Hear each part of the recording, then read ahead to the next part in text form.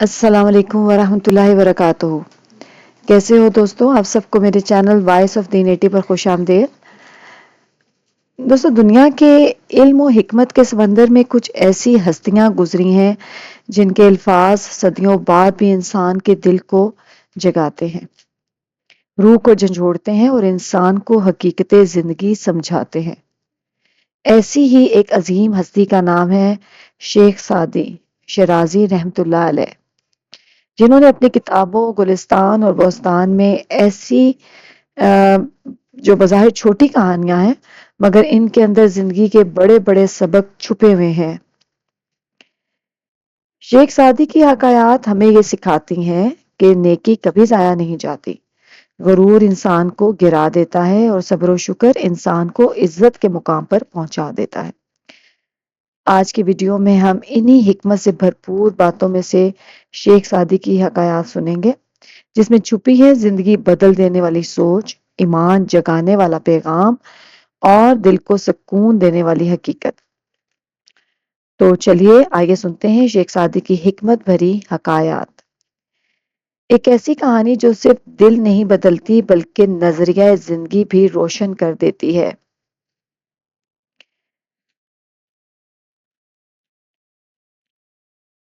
حضرت شیخ سعدی بیان کرتے ہیں کہ حضرت جنید بغدادی ایک دن یمن کے ایک شہر کے جنگلوں میں سے گزر رہے تھے کہ وہاں انہوں نے ایک بوڑھے کتے کو دیکھا جس کے تمام دانت گر چکے تھے۔ وہ کتا شکار کرنے سے معذور تھا، اس لیے وہ دوسرے جانوروں کے بچوں پر گزارا کیا کرتا تھا، جس کی وجہ سے اسے اکثر بھوکا رہنا پڑتا تھا۔ آپ علیہ السلام نے اسے دیکھا تو اس پر بے حد ترس آیا اور جو کھانا آپ کے پاس تھا اس میں سے نصف اسے کھلا دیا۔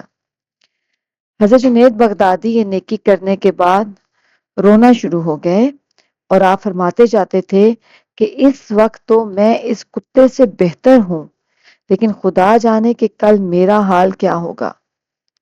اگر میں ایمان کے ساتھ اس دنیا سے رخصت ہوا تو اللہ ذوالجلال کی عنایت اور اس کی مہربانی کا مستحق ٹھہرایا رہوں گا، اور اگر میری رخصتی ایمان کے ساتھ نہ ہوئی تو میری حالت اس کتے سے بھی بدتر ہوگی اور اس کتے کی حالت مجھ سے بہتر ہوگی، تو یہ دوزخ میں نہیں ڈالا جائے گا۔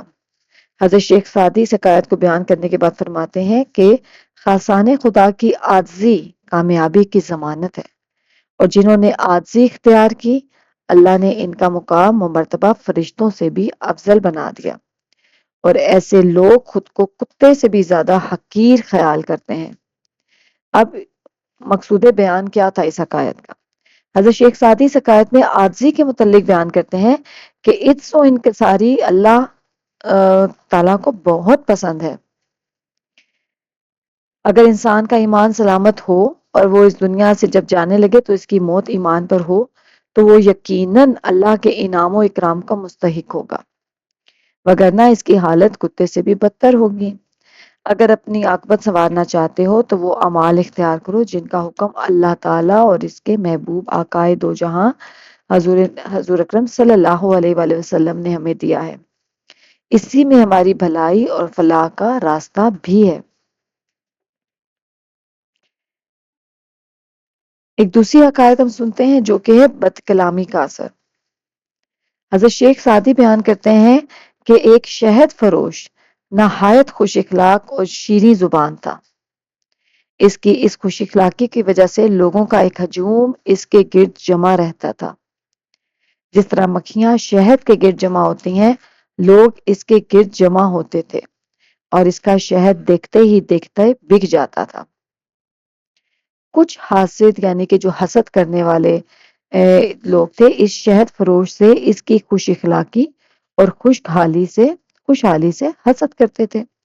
یقیناً جب آپ ترقی کر رہے ہوتے ہیں اور آپ کی عزت ہوتی ہے تو لوگوں کے اندر ایک حسد پیدا ہو جاتا ہے، اور ہر وقت اسی فکر میں مبتلا رہتے تھے کہ کسی طرح اس کی مقبولیت کم ہو۔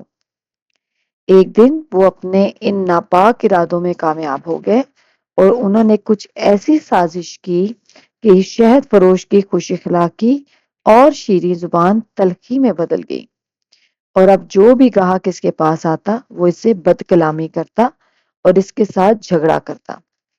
اس بد کلامی اور بدتمیزی کا یہ اثر ہوا کہ شہد فروش کی گاہکی ختم ہو گئی اور نوبت یہاں تک آن پہنچی کہ اس کے پاس کوئی گاہک کھڑا ہوا نظر نہ آتا تھا، حالانکہ اس کے پاس لوگوں کا ایک ہجوم رہتا تھا۔ پھر نوبت یہاں تک پہنچی کہ اس کے گھر میں فاقے ہونے لگے۔ شہد فروش ایک دن اپنی بیوی سے کہنے لگا کہ اللہ جانے مجھ سے ایسی کون سی خطا ہو گئی ہے کہ اللہ ذوالجلال مجھ سے ناراض ہو گیا ہے۔ میں سارا دن دکان پہ بیٹھا رہتا ہوں لیکن ایک تولہ شہد بھی فروخت نہیں کر پاتا۔ اس کی بیوی نے جواب دیا کہ پہلے تیرا اخلاق اچھا تھا اور تو ہر ایک کے ساتھ شیریں گفتار تھا، اب تیرے رویے میں فرق آ چکا ہے اور اب تو پہلے جیسا خوش اخلاق نہیں رہا۔ پہلے ہر شخص تجھ سے بات کر کے خوش ہوتا تھا اور دیگر شہد فروشوں کو چھوڑ کر تیری دکان پر آتا تھا۔ اب یہ تیری بد کلامی کا اثر ہے کہ لوگوں نے تیرے پاس آنا چھوڑ دیا ہے اور تیری اس بد کلامی نے ان کے دلوں میں ایسی نفرت پیدا کر دی ہے کہ انہیں تیرا شہد بھی کڑوا محسوس ہوتا ہے۔ اب مقصود بیان کیا ہے اس حکایت کا؟ حضرت شیخ سعدی اس حکایت میں بیان کرتے ہیں کہ تجارت اور معاملات زندگی کو احسن طریقے سے انجام دینے کا بہترین طریقہ خوش اخلاقی ہے۔ اگر انسان کسی کے ساتھ عمدہ اور بہترین اخلاق کے ذریعے روابط رکھے گا تو لوگ بھی اس سے اپنا رابطہ بحال رکھیں گے اور فخر محسوس کریں گے اس سے رابطہ رکھنے میں، وگرنہ اس سے ملنا گوارا نہیں کریں گے۔ اگلی جو حکایت ہے وہ ہے جو برائی کا بدلہ بھلائی ہے۔ اب یہ کیا حکایت ہے؟ حضرت شیخ سعدی بیان کرتے ہیں کہ ایک نوجوان شراب کے نشے میں دھت بربت بجا رہا تھا کہ ایک نیک شخص کا گزر اس کے پاس سے ہوا۔ اس شرابی نے اپنا بربت اس نیک شخص کے سر پر دے مارا جس سے اس کا سر پھٹ گیا اور شرابی کا جو تھا میوزیکل انسٹرومنٹ تھا وہ بھی ٹوٹ گیا۔ اس شرابی کی یہ حرکت قابل مذمت تھی اور اگر کوئی عام شخص ہوتا تو اس شرابی کو مار مار کر اس کا نشہ اتار دیتا۔ اس نیک شخص نے شرابی کی اس حرکت پہ نہایت ضبط اور تحمل کا مظاہرہ کیا اور اسے کچھ رقم دیتے ہوئے فرمایا کہ تو نے نشے کی حالت میں اپنا جو انسٹرومنٹ توڑ دیا ہے، میرا سر بھی زخمی ہو گیا اور تیرا جو انسٹرومنٹ ہے وہ بھی ٹوٹ گیا۔ اللہ نے چاہا تو میرا سر ٹھیک ہو جائے گا لیکن تیرا رقم کے بغیر جو یہ مطلب جو انسٹرومنٹ ہے، یہ جو پیسہ جب تک آپ نہیں لگاؤ گے وہ تو ٹھیک نہیں ہوگا، تو آپ یہ رقم رکھ لیجئے اور اپنا جو آپ کا نقصان ہوا ہے اس کو پورا کر لیں۔ مطلب اتنا صبر و برداشت اگر ہم دیکھیں تو ہمارے اندر نہیں ہے۔ آپ خود کو بھی دیکھیں اور میں بھی خود کو دیکھوں گی کہ کیا اتنا صبر اور اتنی برداشت ہمارے اندر ہے کہ اگر کسی کا سر پھٹ جائے اور اس کے باوجود اس کو جسمانی چوٹ پہنچ گئے لیکن اتنا صبر کا مظاہرہ کرنا۔ اب اس حکایت کا جو مقصود بیان ہے وہ کیا ہے؟ حضرت شیخ سعدی اس حکایت میں بیان کرتے ہیں کہ برائی کا بدلہ بھلائی سے، اور جو لوگ برائی کے بدلے بھلائی کرتے ہیں وہ اللہ کی بارگاہ میں مقبول ہیں۔ ہمارے آقا حضور اکرم صلی اللہ علیہ وآلہ وسلم نے بھی ہمیں ہر ایک کے ساتھ حسن سلوک اور بھلائی کا درس دیا، بس اگر کوئی تمہارے ساتھ زیادتی کرے تو تم اس پر صبر کرو اور اس کی زیادتی کا بدلہ زیادتی سے ہرگز نہ دو۔ آخری حکایت دیکھتے ہیں۔ حضرت شیخ سعدی بیان کرتے ہیں کہ ایک نوجوان دلہن نے ایک مرد بزرگ سے شکایت کی کہ میرا شوہر میرے ساتھ حسن سلوک کے ساتھ پیش نہیں آتا، جبکہ اس گھر میں رہنے والے دوسرے لوگ بہترین رفقا کی طرح شیر و شکر ہو کر رہتے ہیں۔ میں اپنے شوہر کی اس بدسلوکی پر آزردہ ہوتی ہوں۔ اس مرد بزرگ نے اس دلہن کی بات سن کر فرمایا، اے خاتون، اگر تیرا شوہر حسین ہے یا اس کی ذات میں کوئی اور نمایاں خوبی موجود ہے تو اس کی اس بدسلوکی کو برداشت کر اس سے علیحدگی اختیار کرنا مناسب نہ ہوگا کہ اس جیسا تجھے کوئی اور نہیں مل سکے گا۔